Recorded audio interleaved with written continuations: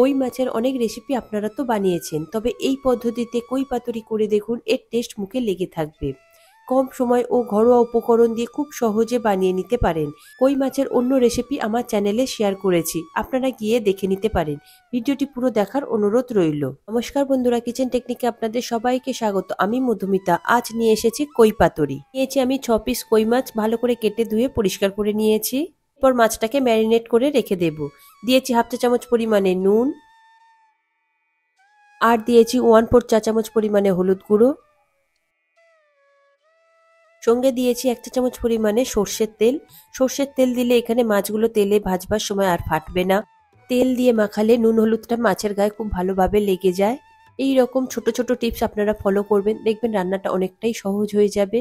দেখুন মাছটা আমার ম্যারিনেট করা হয়ে গেছে, এইভাবে আমি 10 মিনিটের জন্য রেখে দেব।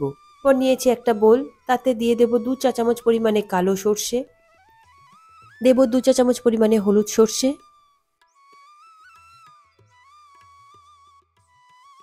আর দেব 1 চা চামচ পরিমাণে পোস্ত,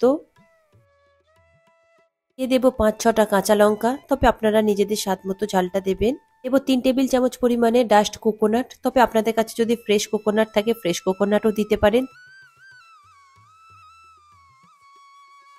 দেব হাফ চা চামচ পরিমাণে গোটা জিরে, দেব হাফ চা চামচ গোটা ধনে,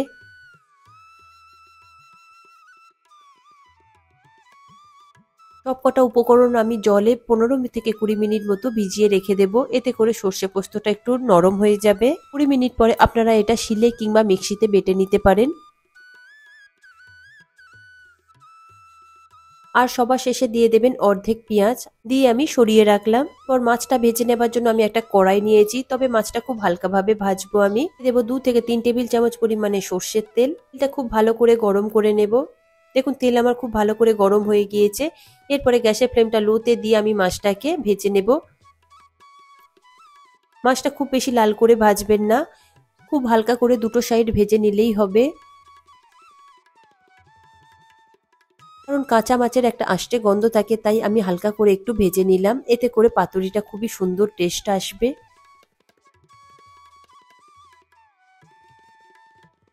মাছটা আমার ভাজা হয়ে গিয়েছে, ঠিক এই রকম ভাবে ভেজে নেবেন, এর থেকে বেশি কড়া করবেন না। আমি বাকি মাছগুলো আবারও ভেজে নিচ্ছি একই রকম ভাবে।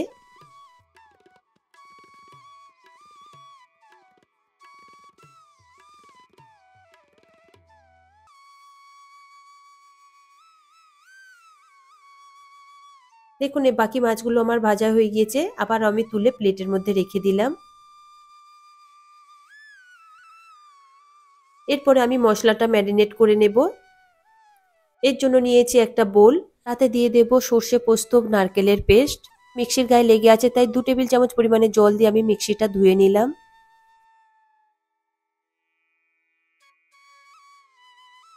এরপর দিয়ে দেব 2 টেবিল চামচ পরিমাণে টক দই, দেব হাফ চা চামচ পরিমাণে গোলমরিচ গুঁড়ো, দেব সামান্য একটু গরম মশলা গুঁড়ো, আর দেব হাফ চা চামচ পরিমাণে কাশ্মীরি লঙ্কার গুঁড়ো, এটা কালারের জন্য দেওয়া। তো 1 চা চামচ পরিমাণে চিনি, এতে করে টেস্টটা ব্যালেন্স হয়। দিয়ে দেব স্বাদ মতো নুন। সব শেষে দিয়ে দেব হাফ চা চামচ পরিমাণে হলুদ গুঁড়ো। পর সব মশলাগুলো খুব ভালো করে মিশিয়ে নেব।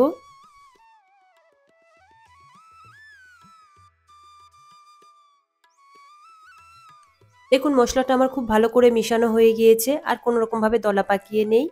এরপরে আমি দিয়ে দেব ভেজে রাখা কই মাছ। এরপর কই মাছের গায়ে খুব ভালো করে এই মিশ্রণটা লাগিয়ে দেবেন।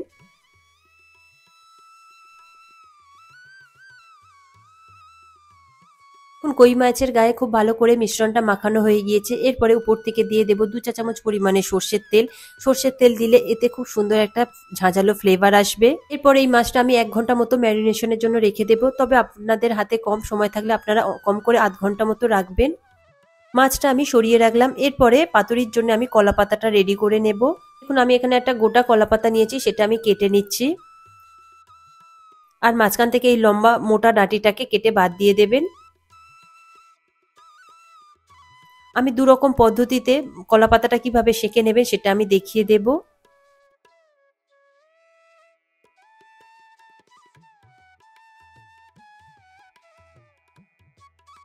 দেখুন ঠিক এইভাবে সাবধানে কেটে নেবেন যাতে কলাপাতাটা না ফেটে যায়। দেখুন আমার কাটা হয়ে গিয়েছে। এরপরে একটা ফ্রাই প্যান নিয়েছি, নিয়ে তার উপরে কলাপাতাটা এইভাবে হালকাভাবে সেঁকে নেবেন। কলাপাতাটা তার আগে আমি ধুয়ে নিয়েছিলাম ভালো করে। দেখুন কাপড় দিয়ে চেপে চেপে এইভাবে একটু সেঁকে নিচ্ছি, এতে করে কলাপাতাটা খুব সুন্দরভাবে নরম হয়ে যাবে, পাতুরি করতে গিয়ে আর ভেঙে যাবে না। আর একটা পদ্ধতি আমি ডিরেক্ট আগুনের মধ্যে দিয়ে এইভাবে করছি, আপনাদের কাছে রুটি ভাজা জাল থাকলে তার উপরে দিয়েও করতে পারেন। দেখুন পাতাটা কত সুন্দর নরম হয়ে গিয়েছে আর ফেটে যাবে না। এরপরে প্রথমে একটা বড় পাতা নিয়েছি, তারপর একটা ছোট কলা পাতা নিয়েছি, নিয়ে তার উপরে আমি একটা কই মাছ দিয়ে দেব আর কিছুটা আমি পেস্ট দিয়ে দেব।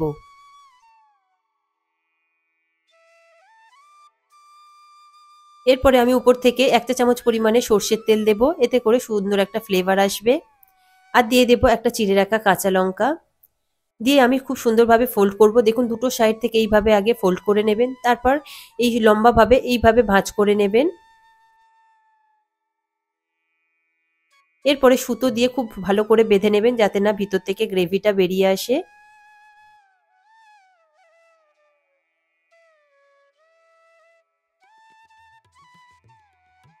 এরপরে দেখুন আমি সুতো দিয়ে খুব ভালো করে জড়িয়ে নিচ্ছি, যাতে ভাজবার সময় আমার কোনো রকম ভাবে গ্রেভি না বেরিয়ে আসে। দেখুন রেডি হয়ে গিয়েছে আমার একটা পাতুরি। আমি আরো একটা পাতুরি করে দেখিয়ে দেব। এটাকে আমি সরিয়ে রাখলাম একটা প্লেটের মধ্যে। আমি একই রকম পদ্ধতিতে আরো একটা পাতুরি করে দেখিয়ে দিচ্ছি।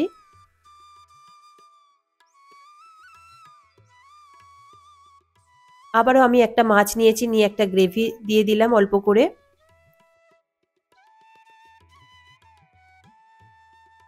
এরপরে উপর থেকে 1 চা চামচ পরিমাণে সর্ষের তেল দিয়ে দেব, আর দিয়ে দেব একটা কাঁচা লঙ্কা। দিয়ে আবার দুটো সাইড থেকে আগে প্রথমে ফোল্ড করে নেবেন, তারপরে এইভাবে লম্বাভাবে উপরের দিকে এইভাবে দিয়ে দেবেন। দেখুন পাতাটা খুব ভালোভাবে সেঁকা হয়েছে বলে দেখুন পাতাটা কোনো রকম ভাবে ফেটে যাচ্ছে না। এইভাবে দেখুন আমি জড়িয়ে নিয়েছি, আরো একটা রেডি করে নিয়েছি। এরপরে আমি বাকিগুলো রেডি করে নিয়ে ফিরে আসছি। দেখুন আমার এখানে 6টা পাতুরি হয়েছে, 6টা মাছ ছিল। আমার সব রেডি হয়ে গিয়েছে, খুব সুন্দরভাবে আমি বেঁধে নিয়েছি, এতে করে ভাজবার সময় একটু বেরিয়ে যাবে না। এরপরে নিয়েছি একটা ফ্রাই প্যান। ফ্রাই প্যানে আমি 1 চা চামচ পরিমাণে সর্ষের তেল দিয়ে দিয়েছি। তেলটা খুব ভালো করে গরম করে নেব। তেলটা আমার খুব ভালো করে গরম হয়ে গিয়েছে। এরপরে আমি একটা একটা করে পাতুরি দিয়ে দেব। দেখুন আমার এই ফ্রাই প্যানে আমার 3টে পাতুরি ধরেছে। আমি 3টে পাতুরি দিয়ে গ্যাসের ফ্লেমটা মিডিয়াম টু হাইতে রেখে আমি ঢাকা দিয়ে দেব 10 থেকে 12 মিনিটের জন্যে। দেখুন মাঝে একবার আমি খুলে দেখছি, আমি যেহেতু উল্টে দেব, এইভাবে মাঝে একবার করে খুলে উল্টিয়ে এইভাবে দেবেন যাতে দুটো সাইডটা মাছের খুব ভালোভাবে সিদ্ধ হয়ে যায়। আমি আবারও ঢাকা দিয়ে একই রকম ভাবে করে নেব। দেখুন আমার রেডি হয়ে গিয়েছে। 12 মিনিট পরে আমার পাতুরিটা দেখুন একদম রেডি হয়ে গিয়েছে। এরপরে আমি ফ্রাই প্যান থেকে এটাকে নামিয়ে নেব, নিয়ে একটা প্লেটের মধ্যে দেখুন আমি রেডি রেখে দিচ্ছি। এরপর একই রকম পদ্ধতিতে আমি বাকি পাতুরিগুলো রেডি করে নিয়ে ফিরে আসছি। দেখুন সব পাতুরি আমার রেডি হয়ে গিয়েছে। এরপরে আমি একটা পাতুরি আপনাদের খুলে দেখিয়ে দেব কেমন সুন্দর হয়েছে, আর খেতে তো অসাধারণ হয়েছে।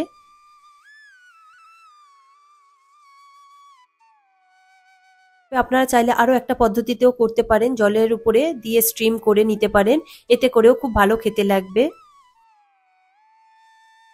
দেখুন পাতুরি আমার রেডি হয়ে গিয়েছে, কত সুন্দর হয়েছে মাছটাও দেখুন। এরপরে আমি প্লেটে সার্ভ করে নিচ্ছি। আমি মাছটা ভেঙে একটু দেখিয়ে দেব কত সুন্দরভাবে সিদ্ধ হয়েছে।